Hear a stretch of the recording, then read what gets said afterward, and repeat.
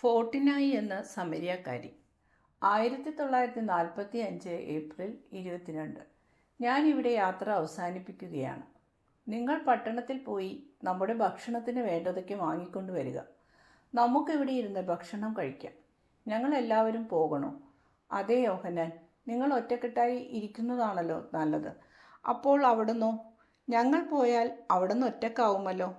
ഇവിടുത്തുകാർ സമരിയാക്കാരാണ്. ക്രിസ്തുവിൻ്റെ ഏറ്റവും വലിയ ശത്രുക്കൾ അവരായിരിക്കുകയില്ല. നിങ്ങളെ കാത്തിരിക്കുന്ന സമയത്ത് ഞാൻ പ്രാർത്ഥിക്കാം, നിങ്ങൾക്ക് വേണ്ടിയും അവർക്ക് വേണ്ടിയും. ശിഷ്യന്മാർ മടിച്ച് മുമ്പോട്ട് പോയി.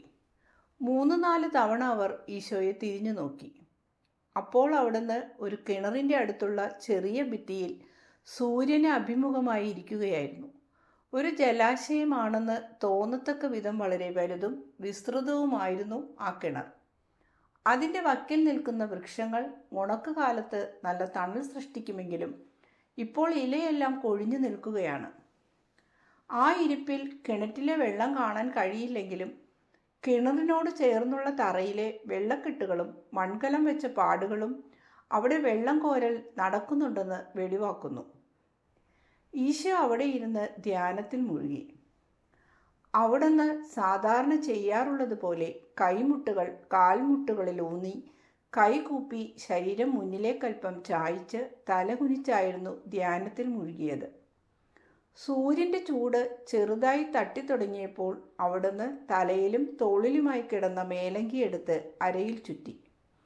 കലപില ചിലച്ചുകൊണ്ട് പറന്നെത്തിയ ഒരു കൂട്ടം കുരുവികൾ അവിടുത്തെ ശ്രദ്ധയിൽപ്പെട്ടു.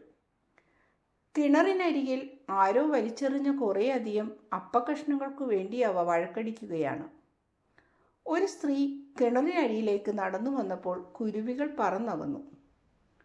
ഒഴിഞ്ഞ ഒരു വലിയ ഭരണി ഇടതു കൈകൊണ്ടവൾ തൂക്കി പിടിച്ചിട്ടുണ്ട്. അവിടെ ഇരിക്കുന്നത് ആരെന്ന് അത്ഭുതപൂർവ്വം നോക്കുന്ന അവൾ മറ്റേ കൈകൊണ്ട് നേർത്ത മുഖാവരണം ഉയർത്തിപ്പിടിച്ചിരിക്കുന്നു. 35-നും 40-നും മധ്യ പ്രായം വരുന്ന അവൾ ഈശോയുടെ അടുത്തെത്തി. ഈശോ പുഞ്ചിരിച്ചു. നല്ല ഉയരവും സൗന്ദര്യവുമുള്ള ബലിഷ്ഠയായ സ്ത്രീ. ഒരു സ്പാനിഷ് യുവതിയുടെ മട്ടുള്ള അവൾക്ക് വേലിപ്പടർപ്പിലെ ഒലിവ് മരത്തിൻ്റെ കാന്തി ഉണ്ടായിരുന്നു.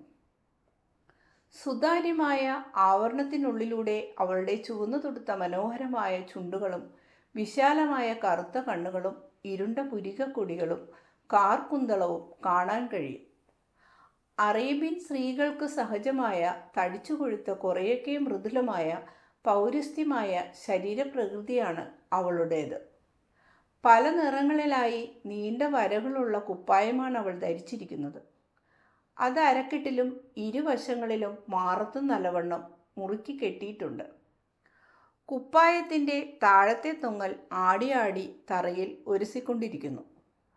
കൊഴുത്തു തടിച്ച വിരലുകളിൽ ഒട്ടേറെ മോതിരങ്ങളും കൈത്തണ്ടയിൽ വളകളും അണിഞ്ഞിരിക്കുന്നു. ലിനൻ കുപ്പായത്തിൻ്റെ നീണ്ട കൈകളിലൂടെ അവ പുറത്തു കാണാം.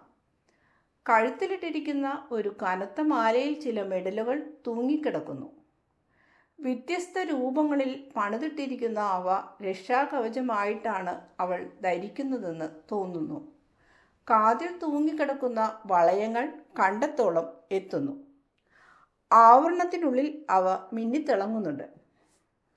സ്ത്രീയെ, നിനക്ക് സമാധാനമുണ്ടാവട്ടെ. എനിക്ക് കുടിക്കാൻ അല്പം വെള്ളം തരുമോ? ദീർഘദൂരം നടന്നു വന്ന എനിക്ക് നല്ലതുപോലെ ദാഹിക്കുന്നു. താങ്കൾ ഒരു യഹൂദനല്ലേ?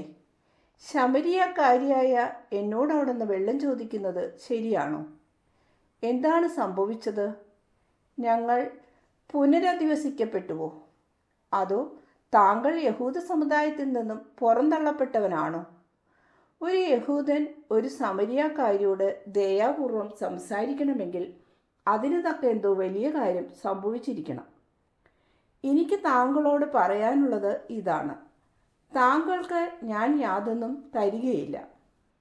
നൂറ്റാണ്ടുകളായി യഹൂദന്മാർ ഞങ്ങളുടെ മേൽ ചൊരിഞ്ഞിട്ടുള്ള എല്ലാ ദുർവചനങ്ങൾക്കും വേണ്ടി അങ്ങനെ ഞാൻ താങ്കൾക്ക് ശിക്ഷ തരും. നീ പറയുന്നത് ശരിയാണ്. ഒരു വലിയ സംഭവം ഉണ്ടായിരിക്കുന്നു. അതുവഴി പല കാര്യങ്ങളിലും മാറ്റം വന്നിരിക്കുന്നു. ഇനി ഒട്ടേറെ കാര്യങ്ങളിൽ മാറ്റം വരികയും ചെയ്യും. ദൈവം ഈ ലോകത്തിന് മഹത്തായ ഒരു സമ്മാനം തന്നിരിക്കുന്നു. അതിലൂടെയാണ് പല കാര്യങ്ങളിലും മാറ്റമുണ്ടായത്. ദൈവത്തിൻ്റെ ആ സമ്മാനം എന്താണെന്ന് നിന്നോട് കുടിക്കാൻ ചോദിക്കുന്നത് ആരാണെന്നും അറിഞ്ഞിരുന്നുവെങ്കിൽ നീ അദ്ദേഹത്തോട് ദാഹജലം ചോദിക്കുകയും അദ്ദേഹം നിനക്ക് ജീവജലം തരികയും ചെയ്യുമായിരുന്നു. ജീവജലം ഭൂമിയുടെ ഞരമ്പുകളിലുണ്ട്. അത് ഈ കിണറ്റിലേക്ക് വരുന്നുണ്ട്. ഈ ജലം ഞങ്ങളുടേതാണ്. ആ സ്ത്രീയുടെ സ്വരം പരിഹാസതോതകവും കർക്കശവുമായിരുന്നു. ജലം ദൈവത്തിൻ്റെ ദാനമാണ്. ദൈവകൃപയും അങ്ങനെയാണല്ലോ. ജീവനും ദൈവത്തിൽ നിന്നാണ് വരുന്നത്. സ്ത്രീയെ, സകലതും ആ ഒരേ ഒരു ദൈവത്തിൻ്റെ വകയാണ്. ശമരിയാക്കാരും യഹൂദന്മാരും ഉൾപ്പെടെ എല്ലാ മനുഷ്യരും ദൈവത്തിൻ്റെ സൃഷ്ടികളാണ്. ഇത് യാക്കോബിൻ്റെ കിണറല്ലേ? യാക്കോബ് ഞങ്ങളുടെ വംശത്തലവനല്ലേ? പിൽക്കാലത്തുണ്ടായ എന്തോ പിഴമൂലം നമ്മൾ തമ്മിൽ അകന്നുവെങ്കിലും നമ്മുടെ ഉത്ഭവത്തിന് മാറ്റമുണ്ടാവുന്നില്ല. തീർച്ചയായും തെറ്റ് ഞങ്ങളുടെ ഭാഗത്തായിരിക്കും അല്ലേ? അവൾ ഒട്ടും മടിയില്ലാതെ ചോദിച്ചു. ഞങ്ങളോ നിങ്ങളോ തെറ്റ് ചെയ്തിട്ടില്ല. കാരുണ്യമോ നീതിബോധമോ ഇല്ലാത്ത ഏതോ ഒരാളായിരിക്കും തെറ്റ് ചെയ്തത്. നിന്നെയോ നിന്റെ വംശത്തെയോ കുറ്റപ്പെടുത്തുവാൻ ഞാൻ ആഗ്രഹിക്കുന്നില്ല. പിന്നെ എന്തിനാണ് നീ എന്നോട് വിദ്വേഷപൂർവ്വം സംസാരിക്കുന്നത്? ഇങ്ങനെ സംസാരിക്കുന്ന ആദ്യത്തെ യഹൂദർ അവിടെ നിന്നായിരിക്കും. മറ്റുള്ളവർ അങ്ങനെയല്ല. ഈ കിണറിൻ്റെ കാര്യം തന്നെ പറയാം. അതെ, ഇത് യാക്കോബിൻ്റെ കിണറാണ്. ഇതിൽ നല്ല ശുദ്ധമായ ജലം ധാരാളമുണ്ട്. സീക്കാറിലുള്ള ഞങ്ങൾക്ക് മറ്റ് ജലാശയങ്ങളെക്കാൾ ഇഷ്ടം ഇതിനെയാണ്. എന്നാൽ ഇതിന് വളരെയേറെ ആഴമുണ്ട്. താങ്കളുടെ പക്കൽ ഭരണിയോ തൊട്ടിയോ ഇല്ല. പിന്നെ എങ്ങനെയാണ് എനിക്ക് ജീവജലം കോരിത്തരിക? വറ്റിപ്പോകാത്ത ഈ ഉറവ തനിക്കും തൻ്റെ മക്കൾക്കും കന്നുകാലികൾക്കും വേണ്ടി കണ്ടെത്തുകയും പിന്നീട് തൻ്റെ സ്മാരകവും സമ്മാനവുമായി ഇത് ഞങ്ങൾക്ക് വിട്ടുതരികയും ചെയ്ത ഞങ്ങളുടെ പൂർവ്വപിതാവായ യാക്കോബിനേക്കാൾ വലിയ ആളാണോ അങ്ങ്? നീ പറഞ്ഞത് ശരിയാണ്. എന്നാൽ ഈ വെള്ളം ആരെങ്കിലും കുടിച്ചാൽ അവർക്ക് പിന്നെയും ദാഹിക്കും. ഞാൻ തരുന്ന വെള്ളം കുടിക്കുന്നവർക്ക് പിന്നീട് ഒരിക്കലും ദാഹിക്കുകയില്ല. ജലം തരാൻ എനിക്ക് മാത്രമേ കഴിയുകയുള്ളൂ. എന്നോട് ഇത് ചോദിക്കുന്നവർക്കൊക്കെ ഞാൻ ഈ ജലം നൽകും. ഞാനിത് ആർക്ക് നൽകിയാലും അവർ എല്ലായ്പ്പോഴും തൃപ്തരായിരിക്കും. അവർക്ക് പിന്നീട് ഒരിക്കലും ദാഹിക്കുകയില്ല.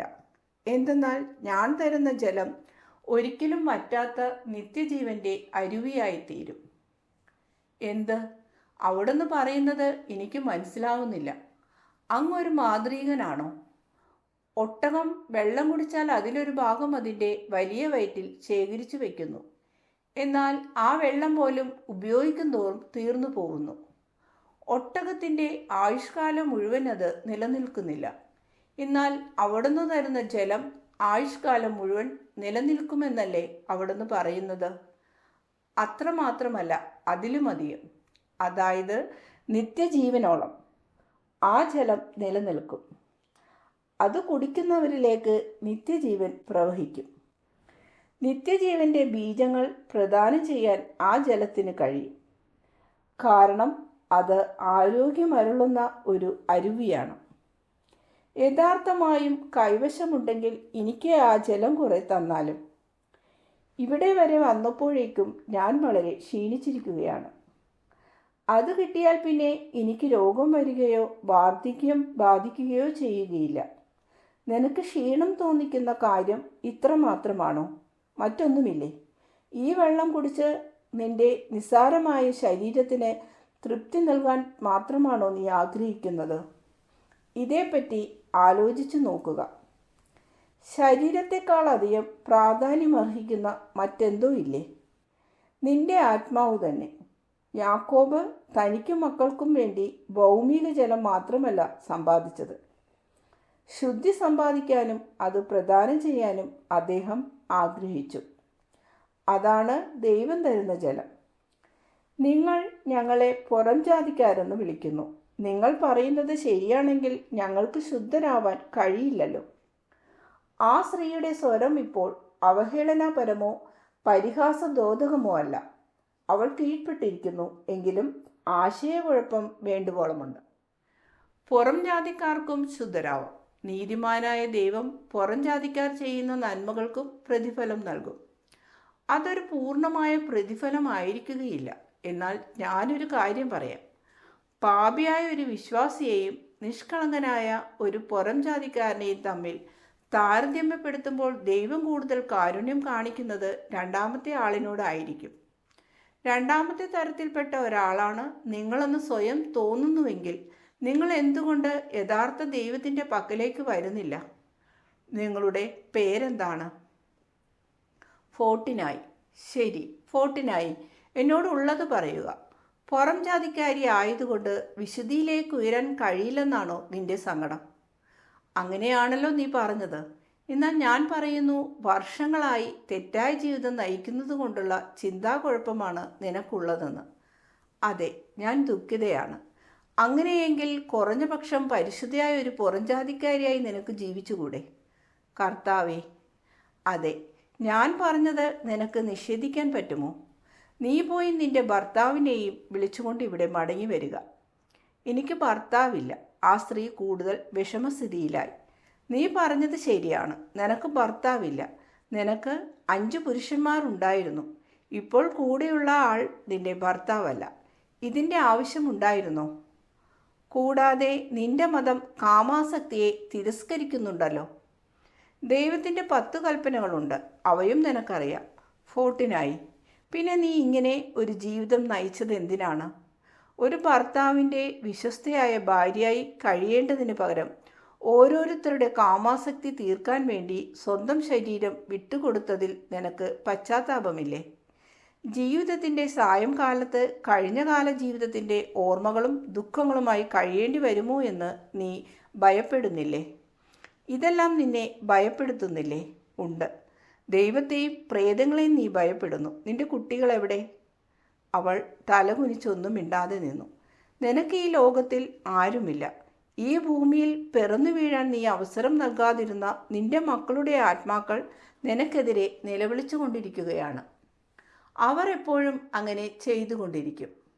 നിനക്ക് രത്നങ്ങളും മനോഹരമായ വസ്ത്രങ്ങളും ഗംഭീരമായ ഒരു വീടും സമൃദ്ധമായ ഭക്ഷണവുമുണ്ട്. എന്നിട്ടും നിനക്ക് രത്നങ്ങളും മനോഹരമായ വസ്ത്രങ്ങളും ഗംഭീരമായ ഒരു വീടും സമൃദ്ധമായ ഭക്ഷണവുമുണ്ട്. എന്നിട്ടും നിനക്ക് അനുഭവപ്പെടുന്നത് ശൂന്യതയും കണ്ണുനീരും ആന്തരിക ദുഃഖവുമാണ്. ഫോർട്ടിനായി, നീ ഗതിമുട്ടിയവളാണ്. സത്യസന്ധമായ പശ്ചാത്താപത്തിലൂടെയും ദൈവത്തിൻ്റെ ക്ഷമയിലൂടെയും അതോടൊപ്പം നിന്റെ കുഞ്ഞുങ്ങളുടെ ക്ഷമയിലൂടെയും നിനക്ക് വീണ്ടും ധന്യയായി തീരാൻ കഴിയും. കർത്താവേ, അവിടുന്ന് ഒരു പ്രവാചകനാണെന്ന് ഞാൻ മനസ്സിലാക്കുന്നു. എൻ്റെ ജീവിതത്തെക്കുറിച്ച് എനിക്ക് ലജ്ജ തോന്നുന്നു. നീ ചീത്ത കാര്യങ്ങൾ ചെയ്തപ്പോൾ സ്വർഗസ്വനായ പിതാവിൻ്റെ മുമ്പാകെ നിനക്ക് ലജ്ജ തോന്നിയിരുന്നില്ലേ? മനുഷ്യർ നിന്നെ വേദനിപ്പിച്ചപ്പോൾ നീ വിലപിച്ചിരുന്നില്ലേ? ഫോർട്ടിനായി, നീ എൻ്റെ അടുത്ത് വരിക. ദൈവത്തെപ്പറ്റി ഞാൻ നിന്നോട് പറയാം. ഒരു പക്ഷേ ദൈവത്തെപ്പറ്റി നിനക്ക് കാര്യമായി ഒന്നും അറിഞ്ഞുകൂടായിരിക്കും. അതുകൊണ്ടാവും നീ ഇത്രത്തോളം തെറ്റുകാരിയായത്. സത്യദൈവത്തെ നീ നന്നായി അറിഞ്ഞിരുന്നുവെങ്കിൽ നീ നിന്നെ തന്നെ ഇത്രത്തോളം തരം താഴ്ത്തുകയില്ലായിരുന്നു. ദൈവം നിന്നോട് സംസാരിക്കുകയും പിന്തുണ നൽകുകയും ചെയ്യുമായിരുന്നു. പ്രഭോ, ഞങ്ങളുടെ പൂർവികന്മാർ ഈ മലയിൽ വെച്ചാണ് ദൈവത്തെ ആരാധിച്ചിരുന്നത്.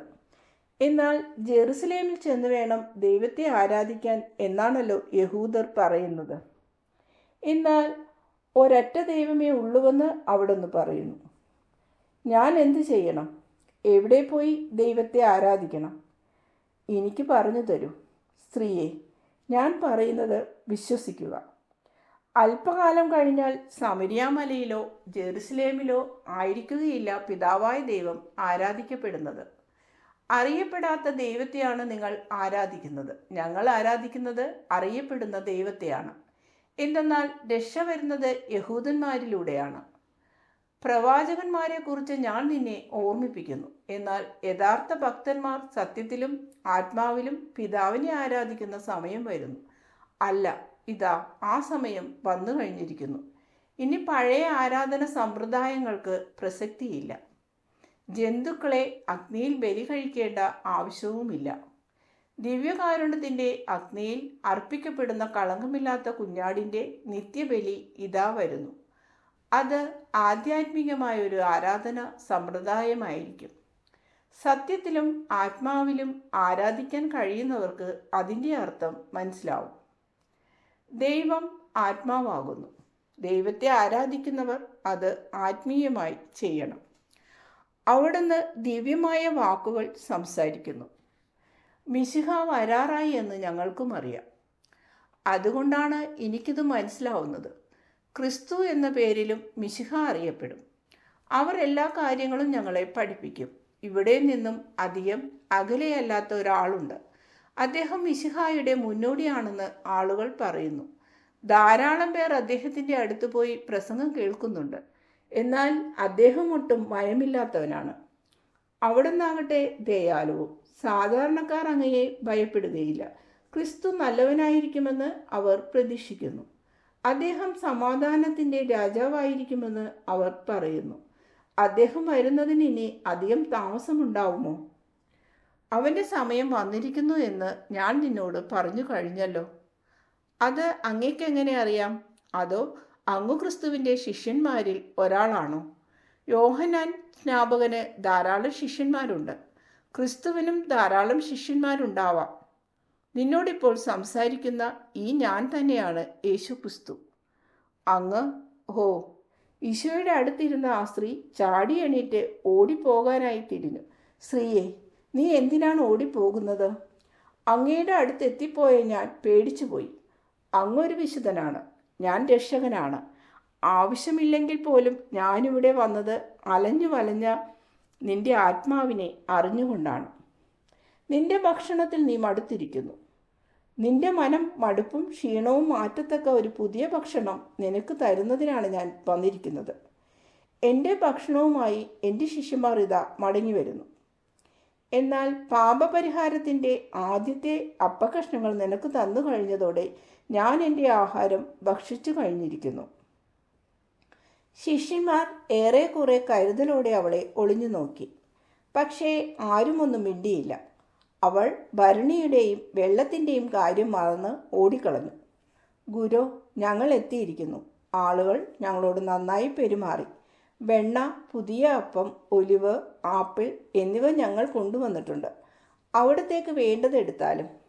ആ സ്ത്രീ ഭരണി ഇവിടെ മറന്നു വെച്ചിട്ട് പോയത് നന്നായി. നമ്മുടെ ചെറിയ പാത്രങ്ങളിൽ വെള്ളമെടുക്കുന്നതിനും എളുപ്പമാണ് ഇതിൽ നിന്നും എടുക്കാൻ. ഈ വെള്ളം എടുത്ത ശേഷം നമുക്ക് വേറെ കോരി വെക്കാം. ശമരിയാക്കാരോട് മറ്റൊന്നും ആവശ്യപ്പെടേണ്ട കാര്യമില്ല.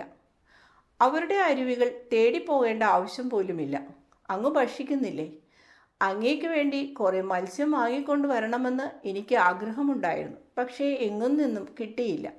മത്സ്യം വേണമെന്ന് അങ്ങേക്കും താല്പര്യം കാണും. അങ്ങ് ക്ഷീണിച്ചും വിളറിയും ഇരിക്കുന്നല്ലോ, പത്രോസ് പറഞ്ഞു. നിങ്ങൾക്ക് അറിഞ്ഞുകൂടാത്ത ഒരു ആഹാരം ഞാൻ ഭക്ഷിച്ചു കഴിഞ്ഞു. അത് ഞാൻ അല്പം കൂടി കഴിക്കാം. അപ്പോൾ ഈ ക്ഷീണം മാറും. ശിഷ്യന്മാർ ആകാംക്ഷപൂർവ്വം പരസ്പരം നോക്കി. അവരുടെ മൗനമായ ചോദ്യങ്ങൾക്ക് ഈശോ ഇപ്രകാരം മറുപടി നൽകി. എന്നെ അയച്ചവൻ്റെ ഇഷ്ടം സാധിക്കുകയും ഞാൻ പൂർത്തീകരിക്കണമെന്ന് അവൻ ആഗ്രഹിക്കുന്ന ദൗത്യം പൂർത്തിയാക്കുകയും ചെയ്യുക എന്നതാണ് എൻ്റെ ഭക്ഷണം. ഒരു വിതക്കാരൻ വിത്ത് വിതയ്ക്കുമ്പോൾ താനെല്ലാം ചെയ്തു കഴിഞ്ഞുവെന്നും ഇനി കൊയ്ത്ത് വിളവെടുത്താൽ മതിയെന്നും പറയാൻ അയാൾക്ക് കഴിയുമോ? തീർച്ചയായും കഴിയില്ല. എൻ്റെ ജോലി തീർന്നു എന്ന് പറയാൻ കഴിയണമെങ്കിൽ അയാൾ എത്രയധികം ജോലി ചെയ്ത് തീർക്കേണ്ടിയിരിക്കുന്നു. ആ നിമിഷം വരെ വിശ്രമിക്കുവാൻ അയാൾക്ക് കഴിയുകയില്ല. നട്ടുച്ച വെയിലത്ത് വെട്ടിത്തിളങ്ങുന്ന ഈ ചെറു വയലുകളിലേക്ക് നോക്കൂ. ഒരു മാസത്തിനു മുമ്പ്, ഒരുപക്ഷെ അതിലും കുറഞ്ഞ കാലത്തിനു മുമ്പ് മഴയിൽ കുതിർന്ന ഈ മണ്ണ് ശൂന്യവും ഇരുണ്ടതുമായിരുന്നു. ഇപ്പോൾ നോക്കൂ, അതിപ്പോൾ പ്രകാശമാനമായ ഒരു വെള്ള മൂടുപടം പോലെ മറച്ചതുപോലെ ഇരിക്കുന്നില്ലേ? കരുത്തു വരുന്ന ധാന്യച്ചെടികളിൽ വെയിൽ തട്ടിയാണ് ഇങ്ങനെ ശോഭിക്കുന്നത്. ഭാവിയിൽ നല്ല വിളവ് തരുന്ന ഈ കുരുന്നു ചെടികൾ കാണുമ്പോൾ നിങ്ങൾ പറയും, 4 മാസമാകുമ്പോഴേക്കും കൊയ്ത്തു വരും. അപ്പോൾ വിതക്കാരൻ വളരെ കൊയ്ത്തുകാരെ ഏർപ്പെടുത്തും. ഒരു വയലിൽ വിതയ്ക്കാൻ ഒരാൾ മതിയാവും. എന്നാൽ അവിടെ വിളവെടുക്കാൻ ഒട്ടേറെ കൊയ്ത്തുകാരെ വേണ്ടിവരും. അവരെല്ലാം സന്തുഷ്ടരായി തീരുകയും ചെയ്യും. ഒരു ചെറിയ ചാക്കിലെ വിത്ത് വിതച്ചയാൾ വിളവ് ശേഖരിച്ചു വെക്കാൻ പത്തായങ്ങൾ ഒരുക്കി വെക്കേണ്ടതായി വരുന്നു. കുറേ ദിവസം അധ്വാനിക്കുന്ന കൊയ്ത്തുകാരും മാസങ്ങളോളം ജീവിക്കാനുള്ള വക സമ്പാദിക്കുന്നു. ഇതുപോലെ ആധ്യാത്മികമായ വയലിൽ ഞാൻ വിതയ്ക്കുന്നതിൻ്റെ ഫലം കൊയ്യുന്നവർ എന്നോടൊപ്പം എന്നെപ്പോലെ സന്തോഷിക്കുന്നു. എന്തെന്നാൽ ഞാൻ അവർക്ക് അർഹമായ കൂലിയും വിളവിൻ്റെ വീതവും നൽകുന്നു. എൻ്റെ നിത്യസാമ്രാജ്യത്തിൽ ജീവിക്കുന്നതിനാവശ്യമായതൊക്കെ ഞാൻ അവർക്ക് നൽകും. ഇതിലേക്ക് നിങ്ങൾ വിളവെടുത്തേ മതിയാവൂ. കടുപ്പമേറിയ ജോലി ഞാൻ ചെയ്തു കഴിഞ്ഞു. എന്നിട്ട് ഞാൻ നിങ്ങളോട് പറയുന്നു, വരിക, എൻ്റെ വയലിൽ കൊയ്യുക. എൻ്റെ ധാന്യക്കറ്റകളുടെ ഭാരം കൊണ്ട് നിങ്ങൾ കൂലിപ്പോകുന്നത് കാണാൻ എനിക്ക് സന്തോഷമേയുള്ളൂ. ക്ഷീണം കൂടാതെ ഞാൻ എല്ലായിടത്തും വിതച്ചതിൻ്റെ ഫലം നിങ്ങൾ കൊയ്തെടുക്കുമ്പോൾ ദൈവത്തിൻ്റെ തിരുവിഷ്ടം പൂർത്തീകരിക്കപ്പെടും. സ്വർഗീയ ജെറുസലേമിലെ വിരുന്നിൽ സംബന്ധിക്കുകയായിരിക്കും.